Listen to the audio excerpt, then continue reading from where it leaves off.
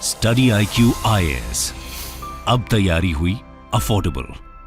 नमस्कार दोस्तों अभी 49th जीएसटी काउंसिल की मीटिंग हुई है और इसके अंदर कई सारे फैसले लिए गए हैं, जिसका सबसे बड़ा फैसला बताया जा रहा है जीएसटी एपिलिएट ट्रिब्यूनल के बारे में, जिसके बारे में आपके लिए जानना बहुत जरूरी है। तो इसको डिटेल से जानेंगे, क्या क्या हुआ जीएसटी काउंसिल के अंदर, निर्णय कैसे लिए जाते हैं, काफी कुछ जानने को है। लेकिन उससे पहले ध्यान रखिएगा, अगर आप यूपीएससी की तैयारी कर रहे हो 2024 के लिए, तो आज से ही हमारा ये बैच स्टार्ट हो रहा है यूपीएससी प्रीलिम्स और मेंस का, जिसके अंदर आपको पूरी जो तैयारी है 1000+ आवर्स से ज्यादा की लाइव क्लासेस के माध्यम से ये आपका कराया जाएगा। इसके अंदर आपको एक मेंटर भी अलॉट किया जाएगा। कभी भी कोई भी दिक्कत है, प्रॉब्लम है, आप अपने मेंटर से पूछ पाओगे। ये सारी चीजें दोस्तों आपको बहुत कम रेट पर, आपको हमारे वेबसाइट ऐप पर जाना है या फिर कमेंट सेक्शन में इसका लिंक है, वहां पर जाइए और यूज करिए कोड अंकित लाइव, ताकि आपको मैक्सिमम डिस्काउंट मिल सके। या फिर अगर आप इस साल का यूपीएससी प्रीलिम्स दे रहे हैं, तो ये वाला जो प्रीलिम्स क्रैक करने का कोर्स है SIP+, ये ज्वाइन कर लेना। इसके अंदर 200 से भी ज्यादा घंटे की लाइव क्लासेस होगी, बुक्स आपके घरों तक भेजे जाएंगे, ऑल इंडिया ओपन टेस्ट आप दे सकते हो। अगेन, जो भी आपको कोर्स लेना है स्टडी IQ पर, चाहे वो प्योर हिंदी का बैच हो, ये वाला हो, NCERT हो, यूज करिए कोड अंकित लाइव, ताकि आपको ज्यादा से ज्यादा डिस्काउंट मिले और आप इसके अंदर एनरोल करा सकें। इसके अलावा और अगर आप MCQs अटेम्प्ट करना चाहते हैं, तो मेरे इंस्टा पेज पर जाइए, वहां पर स्टोरीज में जितने भी MCQs हैं उसको आप अटेम्प्ट कर पाएंगे।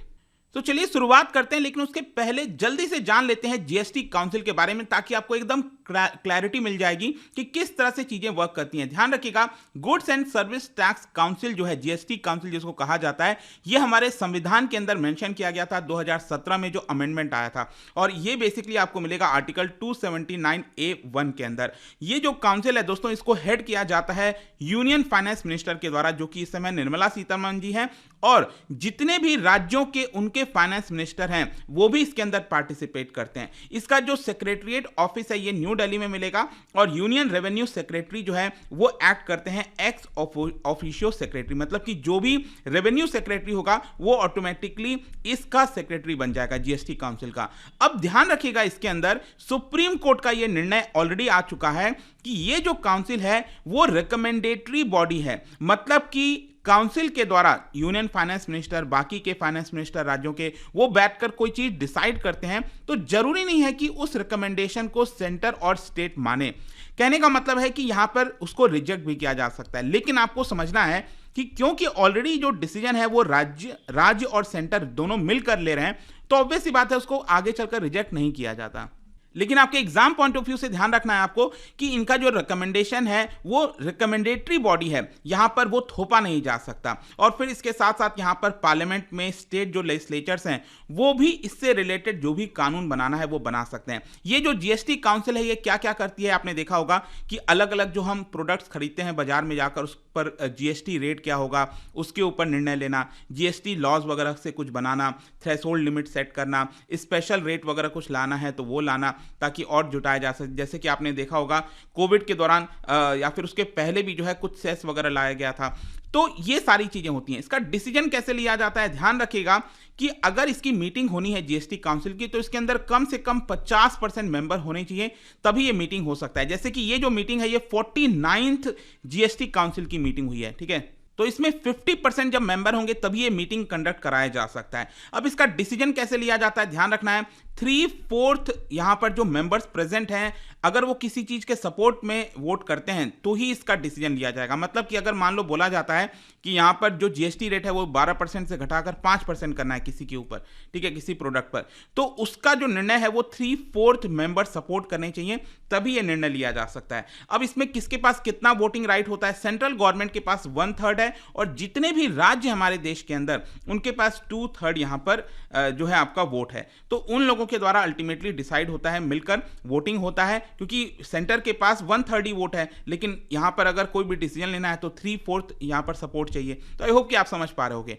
अब हम देखते हैं कि एग्जैक्टली क्या हुआ है। अगेन 49th मीटिंग हुई है जीएसटी काउंसिल की विज्ञान भवन न्यू दिल्ली में। क्या हुआ था कि पिछला जो मीटिंग हुआ था वो दिसंबर के महीने में हुआ था, वो 48th मीटिंग था और वो वीडियो कॉन्फ्रेंसिंग के माध्यम से लिया गया था। तो ये जो लेटेस्ट मीटिंग हुआ है उसमें सबसे बड़ा एक जो निर्णय है वो कंपनसेशन से भी रिलेटेड बताया जा रहा है। यहां पर निर्मला सीतारमण जी ने अनाउंस किया कि राज्यों को लगभग 33,500 करोड़ रुपए रिलीज किए जाएंगे, जिसमें से 16,982 करोड़ 23 स्टेट्स को दिए जाएंगे फॉर जून 2022। अब देखो ये है क्या, ये कंपनसेशन क्या है। याद करिएगा 2017 में जीएसटी आया था, राइट। उसमें बहुत सारे राज्यों ने बोला था कि जीएसटी आने से उनका जो रेवेन्यू है वो कम हो जाएगा। इसलिए ये डिसाइड किया गया कि 5 साल तक, 5 इयर्स तक यहां पर कॉम्पनसेशन दिया जाएगा। इसके लिए कॉम्पनसेशन सेस लगाया जाता है। आपने देखा होगा अल्कोहल के ऊपर, लग्जरी कार्स के ऊपर सरकार कॉम्पनसेशन सेस लगाती है और वहां से जो अमाउंट कलेक्ट होता है वो राज्यों का जो लॉस हो रहा है उसकी भरपाई के लिए किया जाता है। तो देखो 2017 से लेकर 2022 तक ये पूरा कॉम्पनसेशन एंड हो गया था, लेकिन लगभग 16,982 करोड़ रुपए बाकी थे जो नहीं दिए गए थे। तो ये सरकार ने, सेंट्रल गवर्नमेंट अनाउंस किया है कि चलो ये हम राज्यों को दे देंगे। फिर बाकी का भी लगभग 16,000 करोड़ के आसपास 6 राज्य काफी लंबे समय से मांग रहे थे, उन्होंने कुछ सर्टिफिकेट वगैरह जमा नहीं किया था, लेकिन वो भी अब हो गया है। तो वो वाले 6 राज्यों को 16,000 करोड़ मिल जाएगा। लेकिन यहां पर मेन चीज क्या है ना कि सेंट्रल गवर्नमेंट का कहना है कि देखिए इस समय जीएसटी कॉम्पनसेशन जो फंड बनाया गया था जिसमें से आपको ये कॉम्पनसेशन मिलता है, उस फंड में कोई पैसा नहीं बचा है। लेकिन उसके बावजूद भी सेंट्रल गवर्नमेंट अपने रिसोर्सेज से राज्यों को ये कॉम्पनसेशन दे रही है। तो क्या इसका मतलब ये हुआ कि सेंट्रल गवर्नमेंट ने फ्री में ये कॉम्पनसेशन दे दिया? नहीं। देखो यहां पर क्या है कि सेंट्रल गवर्नमेंट कह रही है कि आगे चलकर जो कॉम्पनसेशन सेस हम और लगाएंगे उससे जो हमें रेवेन्यू आएगा वो हम वहां से वापस ले लेंगे, ठीक है। तो ये इस समय चल रहा है। तो कॉम्पनसेशन बेसिकली आपको समझना है कि जो राज्यों को देना था वो सरकार ने डिसाइड किया कि एक तो ये दिया जाएगा। फिर उसके बाद जीएसटी जो रेट्स होते हैं अलग अलग प्रोडक्ट्स के ऊपर, उसमें कुछ चेंजेस किए गए, मैं आपको जल्दी से बता देता हूं। एक तो है जो जीएसटी रेट है ऑन लिक्विड जैगरी, जो गुड़ होता है ना, राब जिसको कहते हैं। तो बेसिकली क्या है कि अभी तक उस पर 18% का टैक्स लगता था, लेकिन सरकार ने निर्णय किया है कि अगर मान लो जैगरी गुड़ जो है वो अगर आपका लूज पैकेट में ऐसे ही दिया जाता है बिना ब्रांडेड के, तो अब उसके ऊपर 0% टैक्स लगेगा। और अगर वो प्री पैकेज्ड होता है, अगर वो लेबल्ड होता है, ब्रांडेड होता है, तो उसके ऊपर 5% का टैक्स लगेगा। तो ये 18% से गिराकर 0% या फिर 5% कर दिया गया है। फिर इसके अलावा जो पेंसिल शार्पनर्स वगैरह होते हैं उसके ऊपर 18% था, इसको गिराकर 12% किया गया। फिर इसके अलावा कुछ जो ट्रैकिंग डिवाइसेस होते हैं ना, जीपीएस वगैरह वाले, उसमें भी पहले 18% जीएसटी था, उसको भी घटाकर नील कर दिया गया है कुछ कंडीशंस के साथ।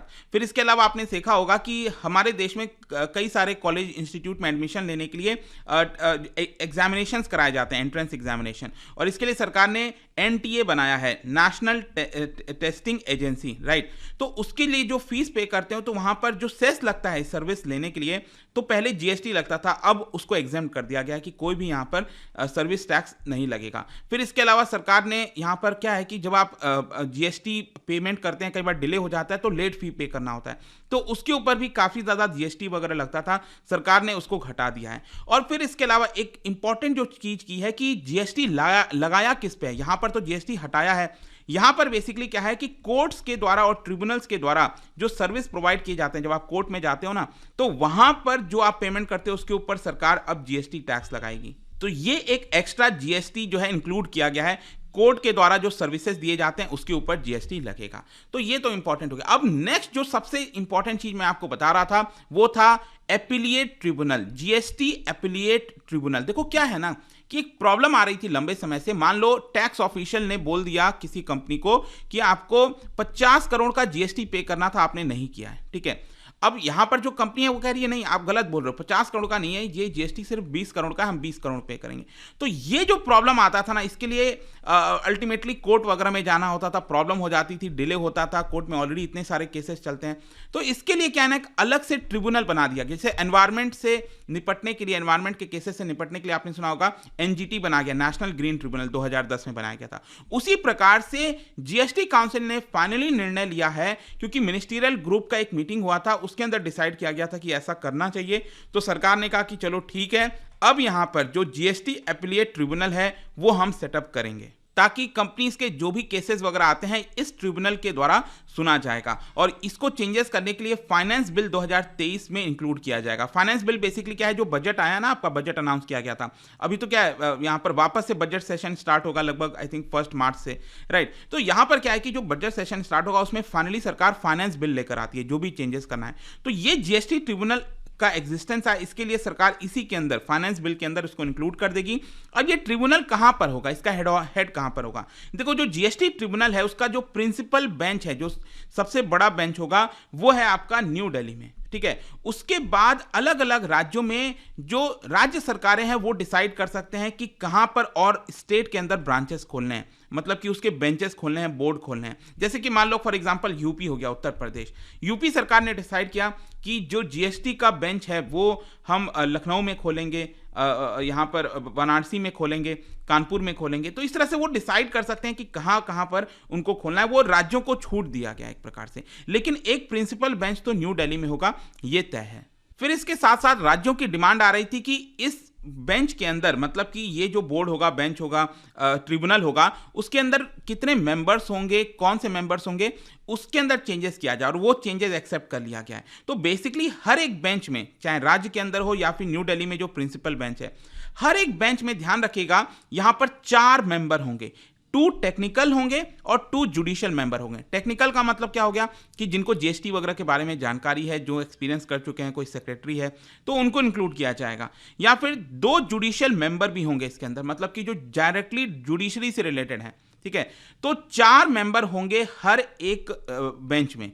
अब क्या है कि क्या कोई भी केस आएगा तो क्या चारों मेंबर एक साथ बैठकर ये डिसाइड करेंगे? नहीं, केस टू केस डिपेंड करेगा। एक तो याद रखिएगा, कभी भी 4 मेंबर एक साथ बैठेंगे नहीं। यहां पर क्या है कि अगर कोई ऐसा मामला है जो कि 50 लाख तक का है, तो एक यहां पर जो मेंबर है, सिर्फ एक मेंबर वो डिसाइड कर सकता है। या फिर अगर 50 लाख से ऊपर का मामला है तो उसमें 1 टेक्निकल मेंबर और 1 जुडिशियल मेंबर, ये दोनों बैठकर मामले को सुलझाएंगे और इस तरह से जो केसेस हैं उनको निपटाया जाएगा। तो आई होप कि आप समझ गए होंगे कि ये एपिलेट ट्रिब्यूनल क्या है, क्यों बनाया गया है, इसके अंदर कॉम्पोजिशन क्या है। अब क्वेश्चन आखिरी में यह है कि इसको सेटअप कब तक किया जाएगा। देखो अभी क्या है ना कि काफी राज्य बोल रहे हैं, हर कोई बोल रहा है इसको अर्जेंसी लानी चाहिए, जल्द से जल्द बनाना चाहिए, लेकिन इतना आसान नहीं है। यहां पर फाइनेंस मिनिस्टर ने कहा है कि देखिए हम संडे तक इसका जो भी ये जो भी चेंजेस वगैरह हैं ट्रिब्यूनल के बारे में, हम राज्यों को सर्कुलेट कर देंगे कि हम ऐसा बनाना चाहते हैं।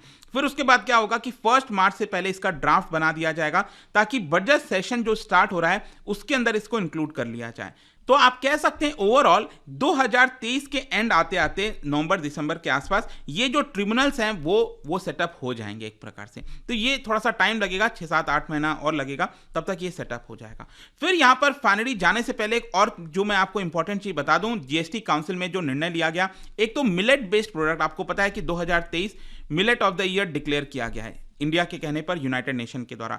तो उसके रिलेटेड जो प्रोडक्ट्स हैं उसके अंदर जो जीएसटी वगैरह लगता है उसको रैशनलाइज करना चाहिए। इसको लेकर चर्चा तो हुआ, लेकिन कोई ठोस निर्णय नहीं लिया गया। वैसे ही सीमेंट को लेकर भी यहां पर डिस्कशन हुआ है कि सीमेंट के प्राइसेस जो जीएसटी वगैरह लगता है उसमें क्या करना है, उससे रिलेटेड जो जीएसटी रेट्स हैं वो अगले वाले मीटिंग में तय किए जाएंगे। और फाइनली यहां पर ऑनलाइन गेमिंग, देखिए ऑनलाइन गेमिंग को लेकर लंबे समय से चर्चा चल रही है कि वहां पर कितना जीएसटी लगना चाहिए। देखो अभी तो क्या है कि 28% जीएसटी लगता है ऑनलाइन गेमिंग पर, लेकिन क्या है कि यहां पर एक कमिटी बनाया गया था ग्रुप ऑफ मिनिस्टर्स का, और इसको चेयर किया जा रहा था कॉनराड सांगमा, जो कि चीफ मिनिस्टर है मेघालय के। अब क्या है कि वो इस समय मीटिंग में थे नहीं, तो इसलिए डिसाइड किया गया कि अगले मीटिंग में इसको डिसाइड किया जाएगा क्या करना है यहां पर।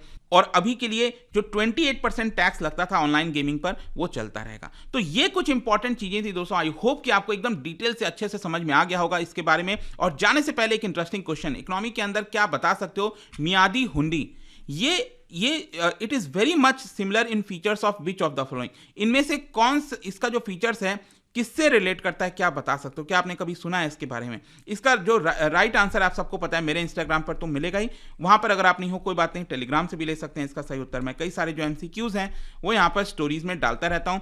बाकी अगर आपको पीडीएफ चाहिए तो टेलीग्राम पर आइए, अलग अलग सोशल मीडिया पर आप जुड़ पाओगे। और जैसा मैंने बताया था, यूपीएससी की अगर आप तैयारी कर रहे हो, use code Ankit live to get maximum discount. And I hope कि वीडियो आपको पसंद आया होगा। मिलता हूं आपसे next time, till then thank you very much, see you soon. Study IQ IAS, अब तैयारी हुई अफोर्डेबल।